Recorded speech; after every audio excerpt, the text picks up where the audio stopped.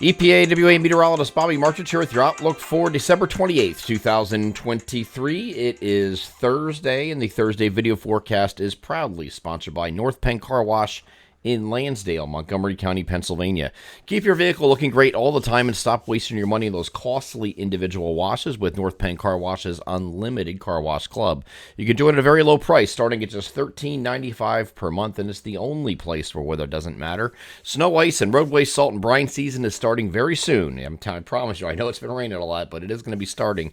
And you can take the worry out of having your fresh wash ruined without having to break the bank in order to do so, in order to keep your car or truck clean. With North Penn Car Wash's Unlimited Car Wash Club, you can stop by as often as you like within the calendar month to get a fresh wash for that one low monthly rate. They are North Penn Car Wash, 986 Sumney Town Pike in Lansdale, Montgomery County, Pennsylvania. Proud sponsors of the Thursday video forecast. Okay, so again, another heavy rain event last night. No issues with any winter precipitation. We're going to go through this entire month of December without having pretty much anything. But like I said, December is expected in an El Nino to be a warmer month, and this is no different. Not really expecting much this month in terms of snowfall, and we really didn't have too much. A little bit up far northern areas earlier in the month, but nothing overall for the rest of the region except for trace amounts here and there, and that was it. And it's going to end that way, it looks like.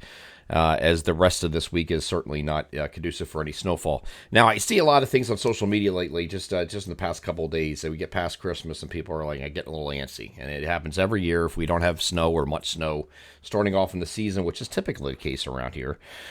People get antsy. They think they want to cancel winter and think it's over. I will tell you one thing, if you're an enthusiast and you like looking at models, do not look at the GFS right now. The GFS is completely lost in this pattern, and the run-to-run changes on that model are absolutely comical, where it'll have the placement of a low that's literally 500 miles apart from each other from run-to-run. I mean, it's not even close. So there's no sense in looking at the GFS when you get past 4 or 5 days, because it's laughable. It really is. So we're looking at, in this case, and I don't expect you to really know this too much, but we use the ensembles a lot more in a pattern change or any kind of pattern shift, because it gives a little bit more. You're taking a look at anywhere from 30 to 50 members, and you're looking at a blend of those 50 members instead of just looking at one individual model run.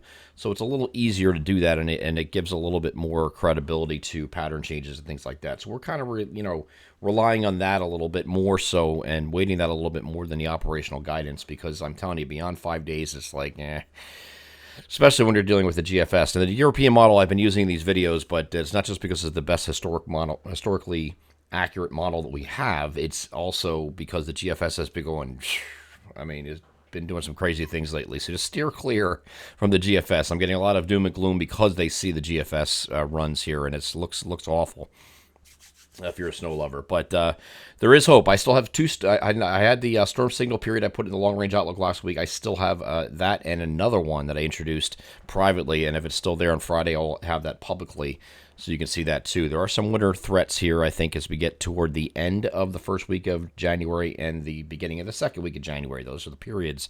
So, but up until that point, we're not dealing with anything. Okay, we have a few showers left over today. It's not going to be like it was yesterday. Nothing heavy. Okay, this is just some scattered showers, and you can see some scattered showers here over eastern areas this morning on the NAM high res future simulated radar. And I move this forward. It's just scattered intermittent stuff here.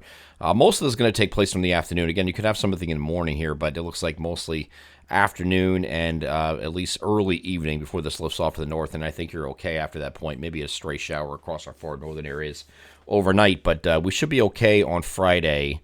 Across most areas, just a stray shower chance, but mostly cloudy skies. And I think after that point, we have the rest of this upper level low influence that we've had that we talked about in the central of the country yesterday. The Rex block setup, it's going to finally move eastward and out of here. Here's the upper level low right here. So that's going to move its way eastward and take any precipitation out of the forecast. So we're looking at partly to mostly cloudy skies on Saturday, no precipitation. Sunday's intervals of clouds and sun.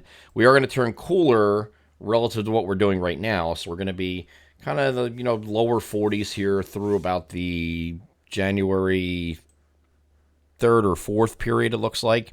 Once we get beyond that, And this system that is passing off to our south here next Thursday looks like it's going to stay off to our south again. We're not going to take this for granted because, again, it's past 5 days. So sometimes these do different things. But we do have a colder air mass coming in beyond this point once we get into the late week period next week.